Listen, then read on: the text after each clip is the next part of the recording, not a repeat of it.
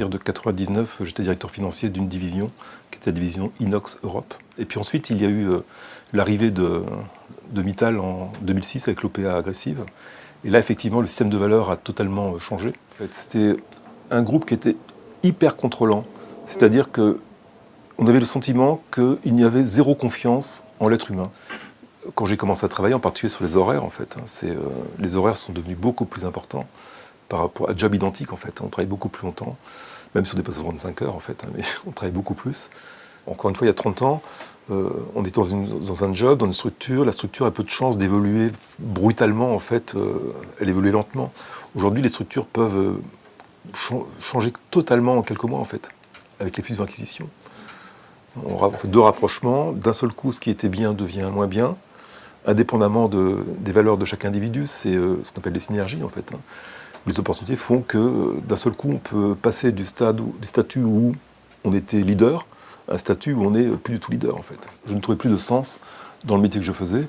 Et qui plus est, non seulement je n'avais pas de sens dans ce que je faisais, mais je devais faire des choses. Parce qu'en fait, j'étais patron d'une équipe. Je devais faire des choses dans lesquelles je ne me reconnaissais pas, où je n'avais pas de sens. Donc ça devenait un petit peu schizophrénique. Et donc j'ai eu l'opportunité en 2009, dans le cadre d'un plan de départ volontaire, d'avoir une liberté financière en fait assez grande. Et donc j'ai quitté le groupe en mai 2009. Et donc à l'issue de ce départ, je me suis effectivement posé la question de savoir quoi faire, parce que j'avais de la liberté. Par exemple, une boîte comme ça, c'est à quel prix? 1700. Ah oui, oui. Qui est l'intérieur. Fixe ou que vous déterminez après Non, celui-là, j'ai fait fixe, celui-là. Ouais, d'accord, ok.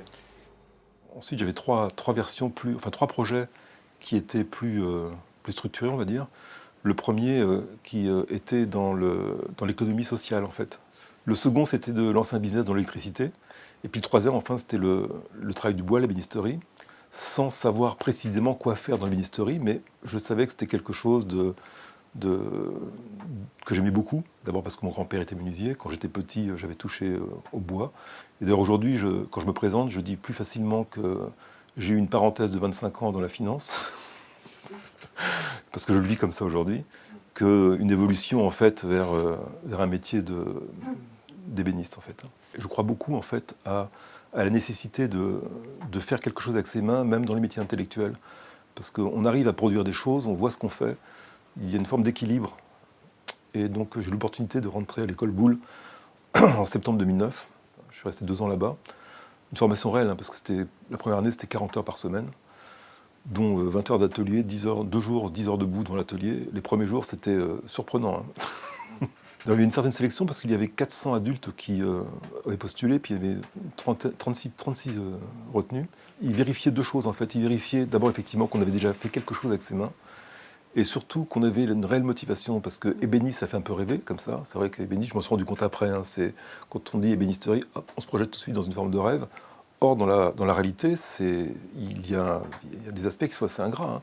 Quand on est debout physiquement 10 heures dans la journée, devant son bout de bois, etc., ne serait-ce que physiquement, c'est compliqué au début. Quand on passe de la position assise toute la journée devant un écran à la position debout, c'est tout simplement un peu galère.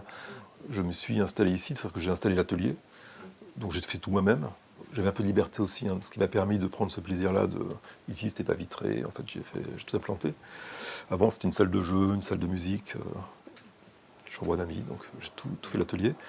Puis ensuite, j'ai commencé à mettre au point les produits, parce qu'en fait, quand on sort de l'école, à la fin de la première année, on était sûr d'une chose, c'est qu'on ne serait jamais ébéniste comme les jeunes qui commencent, en fait.